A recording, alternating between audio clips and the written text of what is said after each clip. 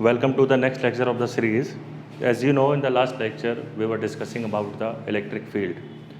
And we have discussed some properties of electric field, and after that we go through the formula for electric field due to a point charge, which was basically, if you have a charge Q, then at a distance P, which is situated at distance R, at a point P, the electric field will be 1 upon 4 pi epsilon naught charge upon distance of the charge from the observer, which is situated at point P.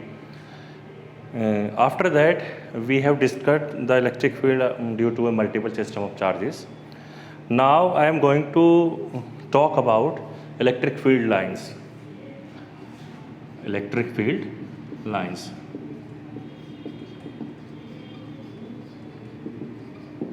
So basically electric field line क्या है? It is basically visualization of field. Visualization of field होता है ये, या आप कह सकते हैं इनको आप geometrical representation of electric field. Geometrical representation of field. So the idea was first given by Michael Faraday in the 18th century, and he said that there is something around the charge and that something is later known as the electric field. So electric field line को draw करने के लिए बड़ी simple सी trick है. इसके लिए आपको इसमें कुछ ज़्यादा मेहनत नहीं करनी है याद रखने के लिए. मान लीजिए आपके पास एक सिस्टम है, एक चार्ज बॉडी है आपके पास, या कोई चार्ज है. For example we have a charge plus Q, या यहाँ पर देख लीजिए आप इसको. If we have a charge plus charge, आपको ये देखना है कि इसके इलेक्ट्रिक फील्ड लाइन किधर होंगी. उसके लिए आप सिंपल सा काम ये करिए, आप इसके पास में एक पॉजिटिव यूनिट टेस्ट चार्ज लेके आइए. Unit and positive test charge लेके आइए आप इसके पास में, और आप इस चार्ज को यहाँ पर रख दीजिए. और ये पॉजिटिव है, टेस्ट चार्ज जो है ये आपका पॉजिटिव है, और ये भी आपका पॉजिटिव है. अब आप खुद सोचिए कि ये चार्ज किस डायरेक्शन में जाएगा यहाँ से. भाई अगर ये पॉजिटिव है और ये भी पॉजिटिव है तो जाहिर बात है ये इसको रिपेल करेगा. दैट मीन्स, और मैंने पिछले लेक्चर में बताया था कि इलेक्ट्रिक फील्ड जो होता है वो हमेशा outward from the positive charge होता है. तो आपका जो ये चार्ज है ये बेसिकली इस डायरेक्शन में मूव करने की कोशिश करेगा. आइदर इट विल मूव और it will try to move. That means there will be, it will be the direction of electric field in outward direction. So this line will be the direction of electric field line. Similarly, अगर आप इस charge को यहाँ पर रख दें तो जाहिर बात है कि आपका इस डायरेक्शन में मूव करने की कोशिश करेगा, which is the direction of electric field line, which is the direction of electric field. And basically these lines which are determining the direction of electric field, these are known as the electric field lines. ये वही field line है कि जिस line पे अगर आप positive charge रख देंगे, then that positive charge will take this path. तो इलेक्ट्रिक फील्ड लाइन क्या होती हैं? Electric field line basically it is the visualisation और the geometrical representation of electric field. और आप इनको ड्रॉ कैसे करेंगे? आप इनको ड्रॉ करने का बड़ा आसान सा तरीका है कि आप उस चार्ज के पास में, चाहे वो पॉजिटिव हो या निगेटिव हो, आप उस चार्ज के पास में एक यूनिट पॉजिटिव चार्ज लेके जाइए. सैंपल जो होगा, टेस्ट चार्ज जो होगा, वो हमेशा आपका पॉजिटिव ही होना चाहिए. एक जैसे मान लीजिए ये चार्ज आपका निगेटिव होता, अब आप यहाँ पर पहले की तरह यूनिट पॉजिटिव चार्ज लेके आए स्मॉल क्यू, तो अब ये किधर जाने की कोशिश करेगा? ऑब्वियस सी बात है कि आप इधर अट्रैक्ट करेगा इसको. पॉजिटिव नेगेटिव रिपेल अट्रैक्ट करते हैं, सॉरी. तो ये जो डायरेक्शन होगी, this will be the direction of electric field for this charge. इसी तरह से अगर ये इधर रखा होता तो ये इधर आने की कोशिश करता. तो these are the lines which are basically representing the direction of electric field around this source negative charge. Okay, तो आपको समझ में आ गया कि इलेक्ट्रिक फील्ड लाइन क्या है. ये बेसिकली सराउंडिंग में चूँकि फील्ड होता है तो उस फील्ड का नेचर कैसा है ये उसको बताती हैं. हालांकि जो एक्चुअल आइडिया है फील्ड लाइंस का वो नॉन यूनिफॉर्म चार्जेस के लिए बड़ा कॉम्प्लेक्स हो जाता है, तो वो हमारे सिलेबस की बात नहीं है. इसके बाद हमें सिर्फ इस पर फोकस करना है कि पॉइंट चार्ज अगर है तो उसके सराउंडिंग में आप इलेक्ट्रिक फील्ड लाइंस को कैसे ड्रॉ करेंगे. अब इलेक्ट्रिक फील्ड लाइन से रिलेटेड कुछ चीज़ें हैं आपकी. मान लीजिए एक पॉजिटिव है एक नेगेटिव है, उसके लिए तो आपने देख लिया. अगर दो पॉजिटिव चार्ज एक जगह रखे हो तो क्या होगा? You just assume that you have two positive charges like this and they will repel to each other. Somehow you are holding these two charges. अगर आप इनको होल्ड कर रहे हैं, वैसे तो इनको रिपेल करना चाहिए, लेकिन अगर आप इनको किसी तरह पास में ले आएँ, किसी चीज़ से आप इनको पकड़ के रखें, तो फिर आपका जो फील्ड होगा वो किस तरह का होगा? जाहिर बात है इलेक्ट्रिक फील्ड जो है पॉजिटिव चार्ज है तो बाहर की तरफ जाने की कोशिश करेगा। तो इसको आइडियली अगर ये चार्ज ना होता तो इलेक्ट्रिक फील्ड यहाँ से ऐसा आता, लेकिन चूंकि यहाँ पर पॉजिटिव चार्ज ऑलरेडी मौजूद है तो वो इस फील्ड को अपने पास नहीं आने देगा। ये चार्ज एक दूसरे को रिपेल करेंगे। इसका मतलब ये है कि ये जो लाइन है आपकी ये इस तक नहीं आ पाएगी, ये इससे पहले ही आपकी क्या हो जाएगी? रिपेल हो जाएगी। It will get repelled like this. इसी तरह से अगर यहाँ भी कोई लाइन होगी, इलेक्ट्रिक फील्ड होगा, वो रिपेल होगा। मान लीजिए आप यहाँ पर टेस्ट चार्ज लेके आओ पहले की तरह, तो वो टेस्ट चार्ज इससे भी रिपेल होगा और इससे भी रिपेल होगा, तो वो बीच का रास्ता निकालेगा एक। अगर आप यहाँ पर ला के रखोगे तो इट विल गेट रिपेल्ड, अगर आप यहाँ पर ला के रखोगे तो it will get repelled. After some time this curve nature will vanish. मान लीजिए अगर इधर रखा होगा तो ये ऐसे सीधे चला जाएगा। So these are the field lines for a system of charges which are having same nature, यानी कि both are positive charges.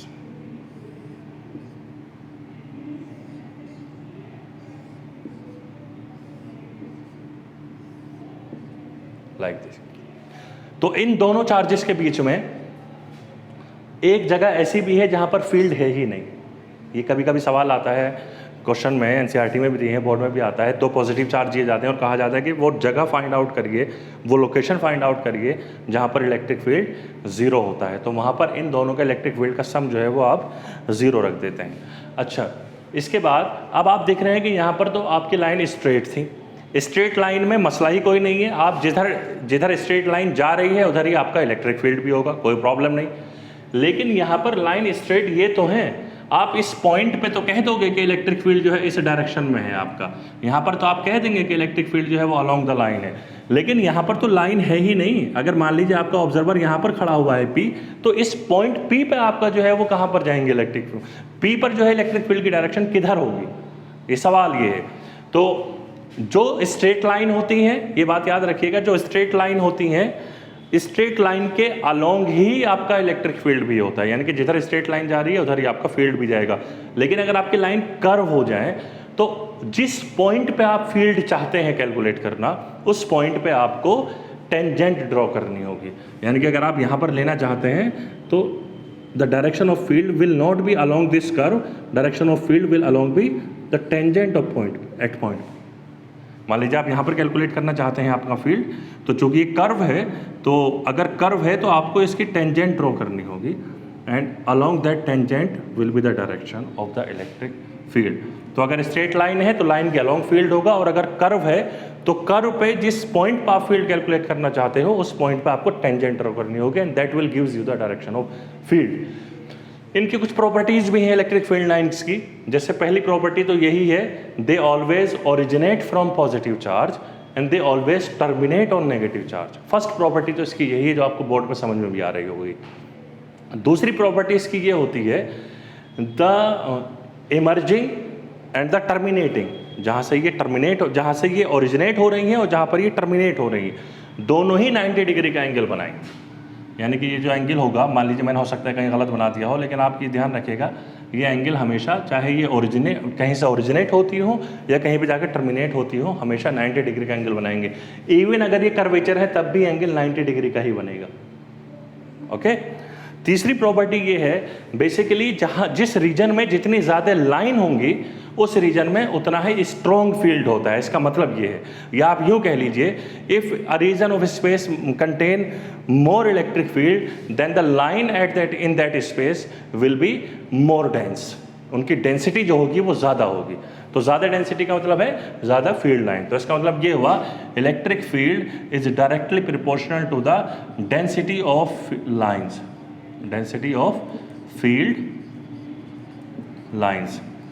आप इन लाइंस में एक चीज़ और नोटिस करिए, जैसे जैसे आप दूर होते जा रहे हैं, जैसे आप यहाँ पर हैं तो यहाँ पर जो लाइंस हैं वो पास पास में हैं, लेकिन अगर आप यहाँ से उठ के यहाँ पर आ जाए तो लाइनों के बीच का जो सेपरेशन है वो ज़्यादा हो गया, गैप ज़्यादा हो गया।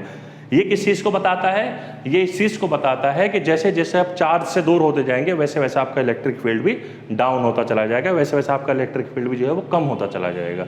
तो बेसिकली इनके बीच का सेपरेशन इसी चीज़ को रिप्रेजेंट कर रहा है, क्योंकि मैंने बताया ना जितने ज़्यादा डेंस होंगी उतना ज़्यादा फील्ड, तो जितनी कम डेंस होंगी उतना कम फील्ड। दूर जब आप जाएंगे तो ये इनकी डेंसिटी जो है वो कम हो जा रही है। ओके, तो हाँ एक पॉइंट और है, और ये बड़ा फेवरेट पॉइंट है एग्जामिनर्स का, कि कभी भी इलेक्ट्रिक फील्ड लाइन एक दूसरे को इंटरसेक्ट नहीं करती। देख रहे हैं आप, कोई भी लाइन एक दूसरे को इंटरसेक्ट नहीं करेगी, भले से वो कितनी पास में क्यों ना हो जाए, लेकिन इंटरसेक्ट नहीं करेंगे। उसकी वजह क्या है? उसकी वजह ये है, एक मिनट को आप ये अज्यूम कर लीजिए कि दो इलेक्ट्रिक फील्ड लाइन इंटरसेक्ट कर रही हैं, जस्ट अज्यूम दैट।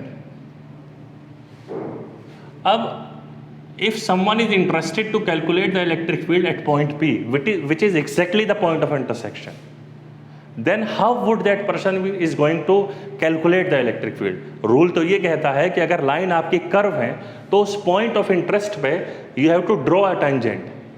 तो अब इस पॉइंट ऑफ इंटरेस्ट पे दो टेंजेंट पॉसिबल हैं, एक है अलोंग दिस कर्व और एक है अलोंग दिस कर्व। पॉइंट एक है, टेंजेंट दो हो रही हैं, इसका मतलब यह है कि at point P there are two possibilities of electric field and it is never possible, it can not happen, क्योंकि इलेक्ट्रिक फील्ड एक वेक्टर क्वांटिटी है और vectors are uniquely defined.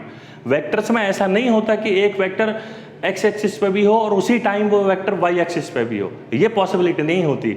Either it will be along X axis और it will be along Y axis और it will be along in X Y plane, but whatever the direction of electric field your vector should be uniquely defined.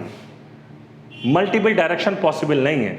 तो अगर आप ये assume करते हैं कि electric field line intersect कर रही हैं, तो फिर आपको इस सामने ये पैराडॉक्स आ रही है, या आप ये यहाँ कंट्राडिक्शन हो रहा है, और वो कंट्राडिक्शन इसके बगैर सॉल्व नहीं हो सकता कि आप ये एज्यूम करें कि electric field line can never intersect to each other, because if they do so then there will be a two direction at the point of interaction, then there will be the two direction of electric field at the point of interaction, which is not possible.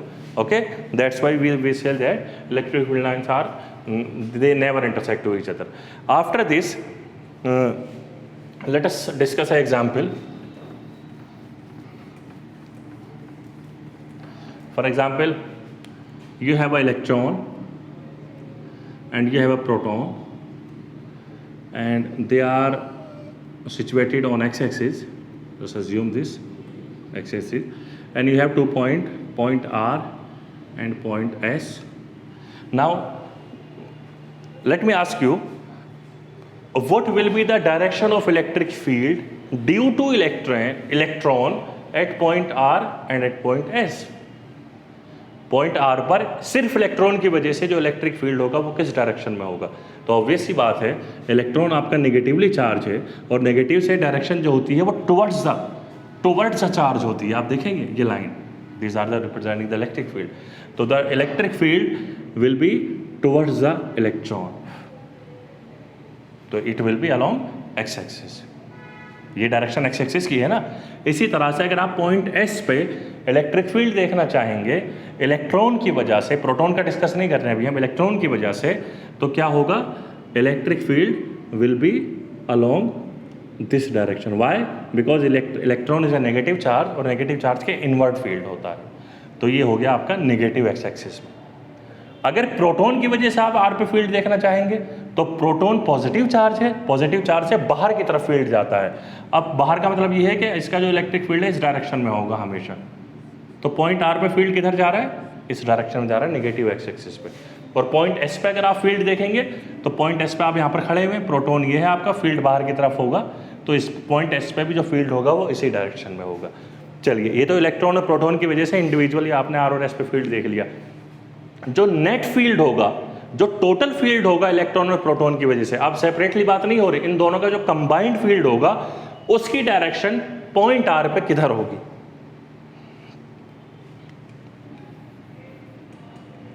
जो दोनों का combined field है। Okay, so combined field मतलब point R पे you have to calculate the electric field due to electron and point R पे you have to calculate the electric field due to proton. हमें वो calculation करने की ज़रूरत नहीं है क्योंकि हमें सिर्फ डायरेक्शन बतानी है, तो उसका आइडिया हमें बगैर कैलकुलेशन के भी हो जाएगा। कैसे होगा? Electric field due to a point charge, formula है 1/4πε0 Q/r²।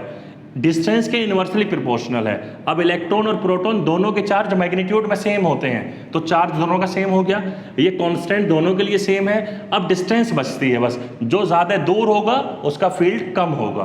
पॉइंट आर पे प्रोटॉन की डिस्टेंस इलेक्ट्रॉन की डिस्टेंस से ज़्यादा है, इसलिए एट पॉइंट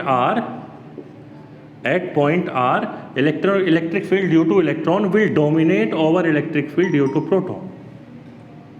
यही होगा ना भाई, इलेक्ट्रॉन की डिस्टेंस पॉइंट आर पे कम है और ये डिस्टेंस ज़्यादा है, तो प्रोटॉन का फील्ड जो होगा पॉइंट आर पे कम होगा और इलेक्ट्रॉन का ज़्यादा होगा। तो इन दोनों का जब आप समेशन लोगे तो जो बाद में बचेगा वो इलेक्ट्रॉन का बचेगा। मान लीजिए ये 20 है, ये 10 है, कम है, तो 20 + 10, 20 - 10 दोनों अपोजिट डायरेक्शन में है, 20 - 10 तो बचा क्या? 10 बचा, जो कि इलेक्ट्रॉन का फील्ड है। या यूँ समझ लीजिए आप, चूंकि इलेक्ट्रिक फील्ड आर पे डोमिनेट करता है इलेक्ट्रॉन का, तो डायरेक्शन भी इलेक्ट्रॉन के फील्ड की ही ली जाएगी, which will be in this direction which will be in this direction, जो कि इलेक्ट्रॉन का टुवर्ड्स द इलेक्ट्रॉन होगा।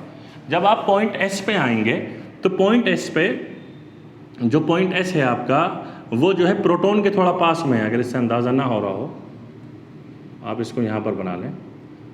पॉइंट एस जो है वो प्रोटॉन के पास में है और इलेक्ट्रॉन से दूर है, तो पॉइंट एस पर इलेक्ट्रिक फील्ड जो होगा वो इलेक्ट्रॉन की वजह से कम होगा और प्रोटॉन की वजह से ज़्यादा होगा। At point S electric field due to proton will dominate over electric field due to electron, और प्रोटॉन की वजह से जब फील्ड डोमिनेट कर रहा है तो डायरेक्शन भी इसी के लिए जाएगी and it will be away from the proton. तो यहाँ पर डायरेक्शन दोनों की कंबाइंड जो होगी वो भी इधर ही होगी। तो इस तरह से हम इस न्यूमेरिकल्स को सॉल्व करते हैं। आपको सिर्फ एक सिंपल सा रूल याद रखना है कि आपका जो है फील्ड किधर है, और फील्ड को पता लगाने के लिए आपको प्लस और माइनस का ही चक्कर याद रखना है कि प्लस की वजह से हमेशा बाहर की तरफ होगा और माइनस की वजह से हमेशा अंदर की तरफ होगा।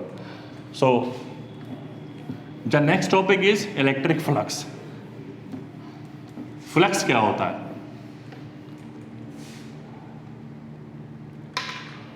मान लीजिए कहीं पर विंड का फ्लो है, इस तरह से विंड फ्लो होती है, और आप इस विंड के आगे इसको रोकने के लिए कोई चीज़ लगा देते हैं, या फिर आप कोई जो है कोई विंडो या कोई ऐसी चीज़ लगा देते हैं रोकने के लिए, नहीं इससे पास होने के लिए। तो विंडो से जो अमाउंट पास होगा एयर का, that will be the air flux passing through the window, this will be the velocity v। और वो किस पे डिपेंड करेगा? एयर फ्लक्स किस किस चीज़ पे डिपेंड करेगा? एक तो वो इस चीज़ पे डिपेंड करेगा कि हवा तेज़ है कि धीमी है। अगर हवा ज़्यादा है, मान लीजिए बहुत तेज़ आंधी आ रही है, तो ज़्यादा हवा पास होगी, यानी कि वेलोसिटी जितनी ज़्यादा होगी उतना ज़्यादा इससे फ्लक्स पास होगा। और ये जितना बड़ी होगी विंडो उतनी ज़्यादा एयर पास होगी। इसका मतलब ये है कि विंडो के एरिए पे और इसकी एयर की स्पीड पे, दोनों चीज़ों पे डिपेंड करता है आपका फ्लक्स। एक चीज़ और पे डिपेंड करता है, अगर एयर ऐसे आ रही है, इस डायरेक्शन में अगर एयर है और विंडो ऐसे लगी हुई है, तभी तो वो एयर पास होगी। मान लो विंडो ऐसे लगी हुई है और एयर भी इधर जा रही है, फिर तो कोई फ्लक्स ही पास नहीं होगा, फिर तो कोई एयर पास ही नहीं होगी। एयर भी ऐसे है और आपने जाली भी अपनी ऐसी, दरवाज़ा भी आपने ऐसे लगा दिया, तो फिर कोई चीज़ पास नहीं हो रही है। तो सिर्फ इस चीज़ पे डिपेंड नहीं करता कि v कितना है और एरिया कितना है, इस चीज़ पे भी डिपेंड करता है वो कि वेलोसिटी के साथ, या आपकी जो क्वांटिटी वेलोसिटी हो कि पानी इधर से आ सकता है, पानी आ रहा हो, दरवाजे से पास हो रहा हो, उसकी डायरेक्शन जो है कितनी है, आपका जो एरिया है उसकी डायरेक्शन आपकी क्वांटिटी के साथ कितनी है। And in simple word, the more the magnitude will pass through the area, the more will be the flux. Exactly यही चीज़ एप्लीकेबल है आपके लिए किसमें भी, इलेक्ट्रिक फील्ड में भी। अब मान लीजिए यहाँ पर कोई इलेक्ट्रिक फील्ड है और आपने सामने कोई शीट रख दी है इसके, then the electric field lines passing through the surface will gives you the electric field. And in simple word, the flux will be the dot product of area, मैंने small area ले लिया इसका small portion, and the flux. अगर आपको इस पूरे की वजह से लेना हो then you have to simply do the summation over this area. और अगर आपका एरिया एलिमेंट बहुत स्मॉल हो तो then summation will be converted into flux, sorry summation will be converted into integration. Summation basically integration में convert हो जाता है अगर आपके लिमिट जो हैं वो स्मॉल हो. अगर ये आपका इलेक्ट्रिक फील्ड इस डायरेक्शन में है और आपका जो, या मान लीजिए आपका जो सरफेस एरिया है किसी ने इसको उठा के ऐसा रख दिया और फील्ड आपका इधर आ रहा है पहले की तरह, तो क्या अभी भी उतना ही फ्लक्स पास होगा जितना पहले हो रहा था? The answer is no. अब थोड़ी बहुत फर्क आएगा. वो फर्क कैलकुलेट करने के लिए आपको क्या करना होगा, इस सरफेस से आपको एक नॉर्मल ड्रॉ करना होगा. इस सरफेस से एक नॉर्मल ड्रॉ करना होगा बाहर की तरफ. बेसिकली उस नॉर्मल को हम एरिया वेक्टर कहते हैं. एरिया इज स्केलर क्वांटिटी, लेकिन चूंकि आप एरिया के साथ एक परपेंडिकुलर डायरेक्शन अटैच कर दे रहे हो then it will become the area vector. और ये आपके इलेक्ट्रिक फील्ड की डायरेक्शन है. तो ये जो एंगल होगा थीटा, ये अपना रोल प्ले करेगा ई डी ए के अंदर, क्योंकि आपको पता है डॉट प्रोडक्ट में आपको लिख सकते हैं E D A cos theta. अगर ये ऐसे खड़ा होता बिल्कुल जैसे यहाँ पर है तो जिस डायरेक्शन में इलेक्ट्रिक फील्ड है उसी डायरेक्शन में इसका एरिया वेक्टर भी होता. एरिया वेक्टर हमेशा परपेंडिकुलर होता है आउटवर्ड. तो जैसे ये मेरा हाथ है, ये फ्लैट है, तो इसका एरिया वेक्टर किधर होगा? बाहर की तरफ जाएगा. और आपका इलेक्ट्रिक फील्ड भी इसी डायरेक्शन में जा रहा है बाहर की तरफ. तो दोनों एक ही डायरेक्शन में है, तो cos theta will be 0 degree. और थीटा 0 होने का मतलब ये हो गया कि आपका जो है कॉस 0 हो गया और कॉस 0 की वैल्यू 1 होती है, विच इज़ द मैक्सिमम. तो आपको मैक्सिमम फ्लक्स मिलेगा. अब मान लीजिए आपका इलेक्ट्रिक फील्ड तो इधर जा रहा है, लेकिन आपने जो प्लेट है वो ऐसे तिरछी करके लगा दी है, तो अब तो थीटा आपका 0 नहीं होगा, अब तो इंटरमीडिएट कोई वैल्यू होगी. तो थीटा कैन भी 30 डिग्री, 45 डिग्री, 60 डिग्री, जो भी होगा वो 1 से कम ही आएगा. तो आपका फ्लक्स भी जो है वो रिड्यूस हो जाएगा. ये जो क्लोज साइन में लगा रहा हूँ, क्लोज साइन का मतलब ये है कि आपका जो लूप है, आपका जो एरिया है वो क्लोज है, ओपन नहीं है, ओपन सरफेस नहीं है. इसके बाद अगर जिस डायरेक्शन में आपका इलेक्ट्रिक फील्ड है और उसी डायरेक्शन में आपकी सरफेस भी है, in that case area vector में एरिया कितना आएगा? आपको लग रहा होगा कि 0 डिग्री का एंगल आएगा, नहीं. ये गलती मत करना न्यूमेरिकल करते वक्त. इसको ऐसे समझिए आप, आपका इलेक्ट्रिक फील्ड इस डायरेक्शन में है और आपकी जो सरफेस है वो भी इसी के पैरेलल है. आपको लगेगा दोनों एक ही डायरेक्शन में है तो थीटा तो 0 हो गया. बेसिकली सरफेस के साथ हमें इलेक्ट्रिक फील्ड का एंगल नहीं लेना है. सरफेस के साथ आप एक यूनिट वेक्टर ड्रॉ, ये एरिया वेक्टर ड्रॉ करना है. और एरिया वेक्टर हमेशा परपेंडिकुलर होता है, तो या तो नीचे की तरफ होगा या ये ऊपर की तरफ होगा.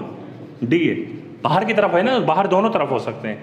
अब आप देखिए कितना एंगल बन रहा है इलेक्ट्रिक फील्ड के साथ इसका, ये 90 डिग्री है एंड cos 90 की वैल्यू 0 होती है. In that case, in this case flux is going to be 0. ये बड़ी गलती हो जाएगी अगर आप इसको 0 ले लोगे तो फ्लक्स मैक्सिमम हो जाएगा 0 होने की जगह 0. सो ये हमें फ्लक्स का आइडिया है. सिंपली फ्लक्स होता क्या है, किसी भी सरफेस से क्वांटिटी जो पास होती है, और वो यहाँ पर जो क्वांटिटी है वो इलेक्ट्रिक फील्ड है. तो किसी भी सरफेस से जो क्वांटिटी पास होती है, इलेक्ट्रिक फील्ड हो, मैग्नेटिक फील्ड हो, एयर हो, वाटर हो, वो उस सरफेस के थ्रू जो है आपको फ्लक्स देती है. इसका जो आइडिया है वो बहुत ज़्यादा यूज़ होगा आपका गॉस लॉ में, which we will discuss in the next lecture.